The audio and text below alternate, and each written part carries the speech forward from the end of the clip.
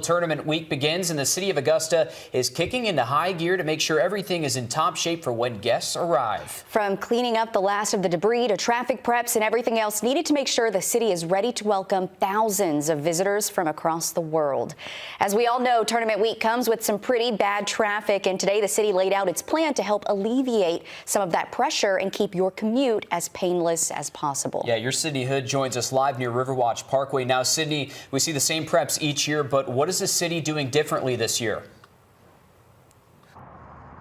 Hurricane Helene, that's what's different. On top of the every year preps, the city is cleaning up debris, picking up illegal signs, and making sure all the traffic signals are back working. But the mayor says there's a lot of progress happening and the city is almost ready to welcome the world to Augusta.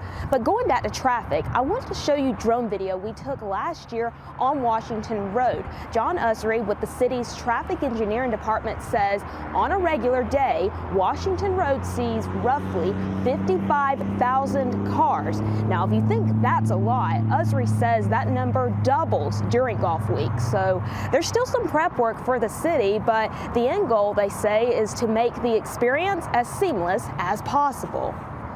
It's that excitement of the Masters being here in Augusta and all the out-of-town folks. Preparations are already underway, like traffic. Working really hard these last couple months to make sure everything is up and running normally. But this year, there's more to clean up. We're having people to cut fresh debris, green trees, and put them in the right-of-way.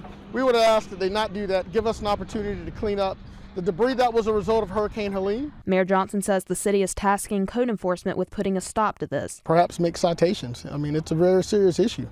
If we can't get reimbursed from FEMA, that means that the taxpayers, the remaining taxpayers, have to cover the cost of that, and I think that's unfair. And as final passes for debris start, if you feel like you've legitimately been missed, and call 311 and we'll look at it.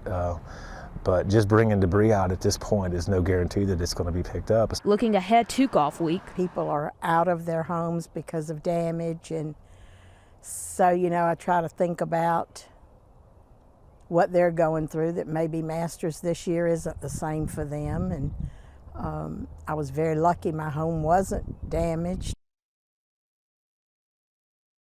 for a full copy of the city's traffic plan and information on debris pickup, be on the lookout for this story on our website, wrdw.com.